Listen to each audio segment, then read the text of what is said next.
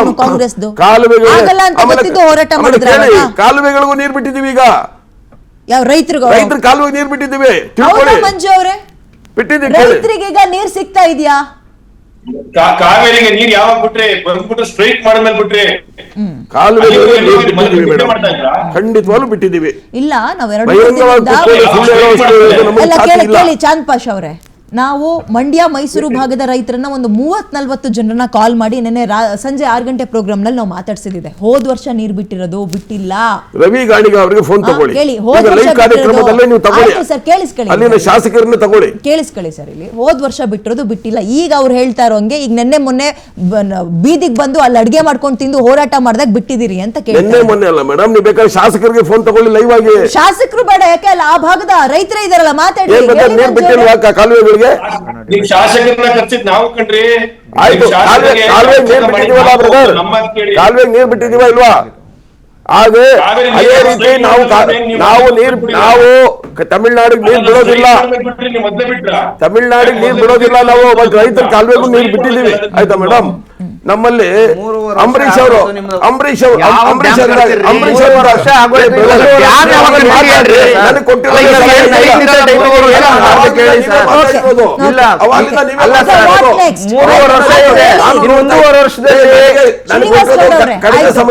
ಪಕ್ಷದವ್ರನ್ನ ಬಿಡಿ, ನೀವು ಕನ್ನಡ ಪರ ಸಂಘಟನೆ ಬಂದ್ರಲ್ಲ, ಯಾರಾದ್ರೂ ನಿಮ್ಮ ಮೈಸೂರು ಎಂಪಿನೋ ಅಥವಾ ನಿಮ್ಮ ಮಂಡ್ಯ ಎಂಪಿ ಬಿಸಾಕಿದಾರ? ಬಿಜೆಪಿ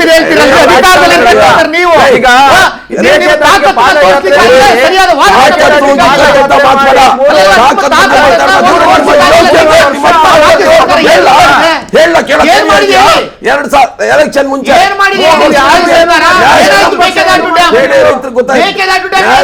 ಪ್ರಾಜೆಕ್ಟ್ ಅಂತ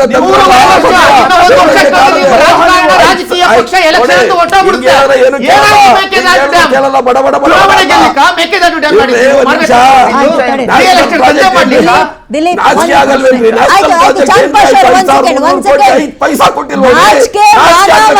ನಾಚಿಕೆ ಮಾನ ಮರ್ಯಾದೆ ಎರಡೂ ಪ್ರಶ್ನೆಗಳು ಅನ್ವಯಿಸ್ಕೊಳ್ಬೇಕಾಗುತ್ತೆ ಬಿಜೆಪಿ ಕಾಂಗ್ರೆಸ್.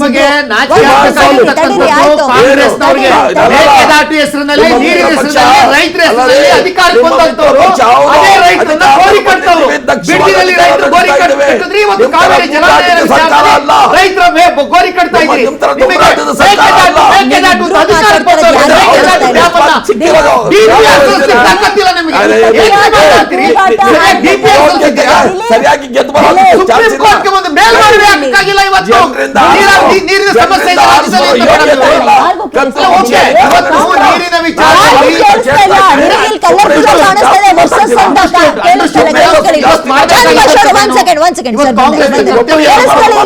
ನಮ್ಮವರು ಏನ್ ತಪ್ಪು ಮಾಡ್ಬಿಡ್ತಾರೆ ಅಂದ್ರೆ ನೀವಿಬ್ರು ಹೈಪ್ ರೈಸ್ ಆಗ್ತಿದ್ದಂಗೆ ವರ್ಸಸ್ ಅಂತ ಹಾಕ್ಬಿಡ್ತಾರೆ.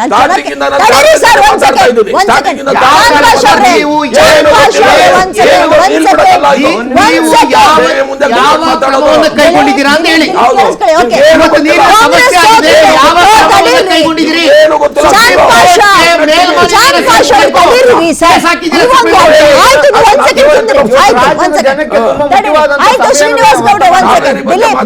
ನಿಮಗೆ ಈ ಪ್ರಶ್ನೆ. 1 ಸೆಕೆಂಡ್. ರಾಜ್ಯದಲ್ಲಿ ಕಾವೇರಿ ವಿಚಾರದಲ್ಲಿ ಕಾಂಗ್ರೆಸ್ ಸೋತಿದೆ ಅನ್ನೋದು ನಿಮ್ಮ ಆರೋಪ, ಒಪ್ಕೊಳ್ಳೇಬೇಕು. ಪರಿಸ್ಥಿತಿ ಹಂಗಿದೆ. ಇಂದಿರಾ ಗಾಂಧಿ ಅವ್ರ ಕೈಲಾಗಿದ್ದು ಮೋದಿ ಅವ್ರ ಕೈಲಿ ಯಾಕಾಗಲ್ಲ ಅಂತ ಪ್ರಶ್ನೆ ಬರುತ್ತೆ. ಕುಡಿಯೋ ನೀರು ಅಂತ ಬಂದಾಗ ಮಧ್ಯಸ್ಥಿಕೆ ವಹಿಸ್ಕೊಂಡ್ರು, ತಮಿಳ್ನಾಡಿನ ಪರವಾಗಿ ನಿಂತ್ಕೊಂಡ್ರು. ಅವಾಗ ಮೋದಿಗೆ ಹೇಳ್ರಿ, ಇವಾಗ ಮೋದಿ ನೆಹರು ಹೋಲಿಕೆ ಮಾಡಿದ್ರೆ ಬೇಜಾರಾಗುತ್ತೆ ನಿಮಗೆ. ಬಟ್ ಇಂಥ ವಿಚಾರ ಬಂದಾಗ ಇಂದಿರಾ ಗಾಂಧಿ ಅವ್ರ ಕೈಲಾಗಿದ್ದು ಮೋದಿ ಕೈಲಾಗಲ್ವ ಅಂತ ಪ್ರಶ್ನೆ. 2018ರಲ್ಲಿ ಇದೇ ಸಮಸ್ಯೆ ಆದಾಗ ಸುಪ್ರೀಂ ಕೋರ್ಟ್ ನೀವು ಒಂದು ಟ್ರಿಬ್ಯುನಲ್ ಅನ್ನು ಸ್ಥಾಪನೆ ಮಾಡಿ ಅಂತ ಅಂದಾಗ ಕೇಂದ್ರ ಸರ್ಕಾರ ಟ್ರಿಬ್ಯುನಲ್ ಅನ್ನು ಸ್ಥಾಪನೆ ಮಾಡಿ ಆಯಾ ರಾಜ್ಯದ ಪ್ರತಿನಿಧಿಗಳು ಇರಬೇಕು ಅಂತೇಳಿ 2018 ಫೆಬ್ರವರಿ ಸ್ಥಾಪನೆ ಆಗುತ್ತೆ. ಅದು ಸುಪ್ರೀಂ ಕೋರ್ಟ್ ಗೈಡ್ಲೈನ್ಸ್ ಮೇಲೆ. ಸುಪ್ರೀಂ ಕೋರ್ಟ್ ಏನ್ ಹೇಳುತ್ತೆ, ವಾಟರ್ ಮ್ಯಾನೇಜ್ಮೆಂಟ್ ಅಲ್ಲಿ ಕೇಂದ್ರ ಸರ್ಕಾರಗಳು ಇಂಟರ್ಫಿಯರ್ ಆಗಂಗಿಲ್ಲ, ಆಯಾ ಟ್ರಿಬ್ಯುನಲ್ಗಳು ತೀರ್ಮಾನ ಮಾಡ್ಕೊಬೇಕು. ಅಕಸ್ಮಾತ್ ಟ್ರಿಬ್ಯುನಲ್ ಅಲ್ಲಿ ತೀರ್ಮಾನ ಆಗಲಿಲ್ಲ ಅಂದ್ರೆ, ಅನ್ಯಾಯ ಆದ್ರೆ ನೀವು ಸುಪ್ರೀಂ ಕೋರ್ಟ್ ಅಲ್ಲಿ ಮೇಲ್ಮನವಿ ಸಲ್ಲಿಸಬಹುದು ಅಂತೇಳಿ ಅವಕಾಶ ಕೊಟ್ಟಿದೆ. ಇದುವರೆಗೂ ಸಹ ನಮ್ಮ ದುರಾದೃಷ್ಟ ಏನು ಅಂತಂದ್ರೆ ರಾಜ್ಯ ಸರ್ಕಾರ ಸುಪ್ರೀಂ ಕೋರ್ಟ್ ಮೇಲ್ಮನವಿ ಯಾಕೆ ಹೋಗಿಲ್ಲ? ಅವಕಾಶ ಇದ್ದಿದ್ರೆ ನಾವು ಅಧಿಕಾರದಲ್ಲಿದ್ದರೆ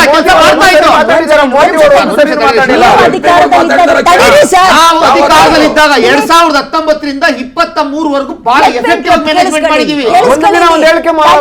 ಶ್ರೀನಿವಾಸ್ ಗೌಡ್ರೆ, ಹೌದು, ರಾಜ್ಯದಲ್ಲಿ ಕಾಂಗ್ರೆಸ್ ಸರ್ಕಾರ ಇದೆ, ಹಂಗಂದ್ಕೊಂಡು ಬಿಜೆಪಿ ಸರ್ಕಾರದ ಏನು ಪಾತ್ರ ಇಲ್ವಾ? ಪಾತ್ರ ನಾನು ಇದೆ, ಯಾಕೆ ಇಂದಿರಾ ಗಾಂಧಿ ಪಾತ್ರ ಅವ್ರ ಇದೆ. ನಾವು ಕಥೆ ರಾಜ್ಯ ಸರ್ಕಾರದ ಮೇಲೆ ಯಾಕೆ ಇಂದಿರಾ ಗಾಂಧಿ ಅವ್ರ ರಾಜ್ಯ ಉದಾಹರಣೆ ಸರ್ಕಾರದ ಹೇಳ್ತೇನೆ? ಮೇಲೆ ಒತ್ತಡ ಇರ್ತಕ್ಕಂಥದ್ದು ನೀವು ಸರಿಯಾಗಿ ಮ್ಯಾನೇಜ್ ಮಾಡಬೇಕಾಗಿತ್ತು ಅಂತ ಹೇಳ್ತಕ್ಕಂಥ ರೇ, ಕರ್ತವ್ಯ ರಾಜ್ಯ ಇದೆ. ಸರ್ಕಾರದ ನೀವು ತಪ್ಪು 2019ರಿಂದ ಒಂದ್ ನಿಮಿಷ ಸರ್, ರಾಜ್ಯ 2019ರಿಂದ 23 ಇದೇ ಬೊಮ್ಮಾಯಿ ಅವ್ರ ಸರ್ಕಾರ ಇದ್ದಾಗ ಎಷ್ಟು ಎಫೆಕ್ಟಿವ್ ಆಗಿ ರೇ, ನಾವು ಒಂದ್ ಸೆಕೆಂಡ್ ತಡೀರಿ, ಒಂದೇ ಇಬ್ರು. ಒಂದು ಚೂರು ವಾಟು ಹಿಂದೆ ಸಮಸ್ಯೆ ಕಚ್ಚಾಡಿದ್ರೆ ರಾಜ್ಯಕ್ಕೆ ಅನ್ಯಾಯ ಆಗ್ತಾ ಇರೋದು.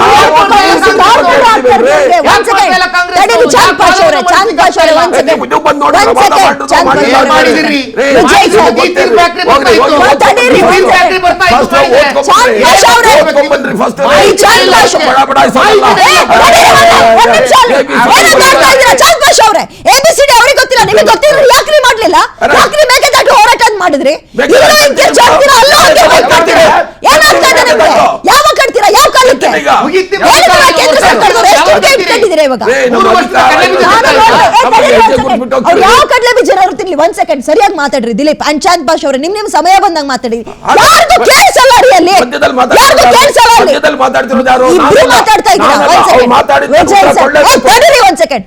ವಿಜಯ್ ಅವರೇ, ಈಗ ನೀವ್ ಎಲ್ಗೆ ಹೋಗಿ ಮೊದಲು ಆದ್ಯತೆ ಕುಡಿಯೋ ನೀರಿಗೆ, ಇಲ್ಲಿ ತನಕ ಅದು ಪ್ರೂವ್ ಕೂಡ ಆಗಿದೆ. ಬಟ್ ಕರ್ನಾಟಕದ ಪಾಲಿಗೆ ಮಾತ್ರ ಯಾಕೆ ಪ್ರೂವ್ ಆಗಲ್ಲ ಅದು? ಮ್ಯಾಮ್, ನಾನು ಯಾವುದೇ ಪಕ್ಷದಕ್ಕೆ ನಾನು ಸೇರಿಲ್ಲ ಮತ್ತು ಯಾವುದೇ ಪಕ್ಷ ನನಗೆ ಬೇಕಿಲ್ಲ. ಆ್ಯಸ್ ಎ ಕಾಮನ್ ಮ್ಯಾನ್ ಹೇಳ್ತಾ ಇದ್ದೀನಿ ನಿಮಗೆ. C, at the end of the day if U see what is the difference between ನಮಗೆ ಮತ್ತು ತಮಿಳ್ನಾಡಿಗೆ ಅಂದರೆ, ತಮಿಳ್ನಾಡಿನ ಎಲ್ಲ ಪಾರ್ಟಿಗಳೂ ಈ ನೀರಿನ ವಿಷಯ ಬಂದಾಗ ಒಂದಾಗ್ತಾರೆ, ನಾವು ಆಗ್ತಾಯಿಲ್ಲ. ದಯವಿಟ್ಟು ಅದನ್ನು ನಾವು ಅರ್ಥ ಮಾಡ್ಕೋಬೇಕೇ ಹೊರತು ನಾವು ಅವ್ರ ಮೇಲೆ ಕಂಪ್ಲೇಂಟ್ ಮಾಡಿ ನೀವು ಅವ್ರ ಮೇಲೆ ಅವ್ರು ನಿಮ್ಮ ಮೇಲೆ ಮಾಡಿದರೆ this is not going to solve. ನಾವು ಅದನ್ನು ಯೋಚನೆ ಮಾಡಬೇಕೇ ಹೊರತು ನಾವು ಕಿರ್ಚಾಡಿದ್ರೆ ಏನೂ ಆಗಲ್ಲ. ಈಗ ಆಗೋಗಿರೋದಕ್ಕೆ ಏನಿಲ್ಲ, ಮುಂದೆ ಏನಾಗಬೇಕು ಅನ್ನೋದನ್ನ ಯೋಚನೆ ಮಾಡೋಣ. ಇಲ್ಲ ಅಂದರೆ ಏನು ಪ್ರಯೋಜನ ಇಲ್ಲ. ಅವ್ರದ್ದು ಈಗ 1000 ಅವ್ರ ಕಡೆನೂ ಇದೆ, 1000 ಇವ್ರ ಕಡೆನೂ ಇದೆ, 1000 ಇನ್ನೊಂದು ಕಡೆ ಇದೆ. But as A common man ನಾವು ಹೇಳ್ತಾ ಇರೋದು, ಕಾಮನ್ ಮ್ಯಾನ್ ಆಗಿ ನಾನು ಅವರು ಕಾಮನ್ ಮ್ಯಾನ್ ಆಗಿ ಮಾತಾಡೋಣ. ಮುಂದೆ ಏನಾಗಬೇಕು ಅದನ್ನು ಯೋಚನೆ ಮಾಡಬೇಕು. ಮುಂದೆ ಈಗ ನಾವು ಅದಕ್ಕೆ ಹೆಂಗೆ ಏನೋ ಪರ್ಯಾಯ ಕಂಡ್ಕೋಬೇಕು. ನಾವೆಲ್ಲರೂ ಒಟ್ಟಿಗೆ ಕೂಡ್ಕೊಂಡು, ಅವ್ರು ಹೆಂಗೆ ಒಟ್ಟಿಗೆ ಕೂಡ್ಕೊಂಡು ಎಷ್ಟು ಜನ MP ಗಳಿದ್ದಾರೆ, ಯಾವುದೇ ಪಾರ್ಟಿ ಆಗಿರಬೇಕು, ಒಟ್ಟಿಗೆ ಒಂದೇ ಧ್ವನಿಯಲ್ಲಿ ಮಾತಾಡಲ್ವಾ? ಹಂಗೆ ಆಗಬೇಕು ಹೊರತು ಈ ಲೆವೆಲಲ್ಲಿ ನಾವು ಇದಾಗಲ್ಲ. S, last comment. ಮೇಡಮ್, ಈಗ ನೋಡಿ, ಈ ಜಗಳದಿಂದ ಬಗೆಹರಿದಿಲ್ಲ. ನಾನು ಕೇಳೋವಂಥದ್ದೊಂದು, ಈವಾಗಲೂ ಈಗ ಆಗೋಗಿರೋದ್ ಕತೆ ಬಿಟ್ಬಿಡೋಣ. ಈಗ ಮೋದಿಯವರು ಮತ್ತೆ ರಾಹುಲ್ ಗಾಂಧಿ ಅವರು ಎಲ್ಲರೂ ನಮ್ಮ ಕರ್ನಾಟಕದ ಬಗ್ಗೆ ಒಂದು ಒಲವು ತೋರಿಸಿ ಈ ಒಂದು ಕಾವೇರಿ ವಿವಾದವನ್ನ ಯಾಕೆ ಬಗೆಹರಿಸಕ್ಕಾಗಲ್ಲ, ಇಬ್ಬರನ್ನು ಕೂತ್ ಮಾತಾಡಿಸೋ ಪ್ರಯತ್ನ ಯಾವತ್ತೂ ಮಾಡಿಲ್ಲ. ಆದ್ರೆ ಈಗ ವಿಜಯ್ ಬರ್ತಾ ಇದ್ದಾರೆ 3ನೇ ತಾರೀಕು. ಕಡೆ ಪಕ್ಷ ಎಲ್ಲರೂ ಒಗ್ಗಟ್ಟಾಗಿ ನಮ್ಗೆ ಅವ್ರ ಹತ್ರ ಅದು ನಮ್ಮ ಅಳಲು ಹೇಳ್ಕೋಬೇಕಲ್ವಾ? ಅವಾಗದು ಒಂದು ಪರಿಹಾರ ಸಿಗುತ್ತೆ ಅನ್ನೋ ನೋಡ್ಬೇಕಾಗಿದೆ.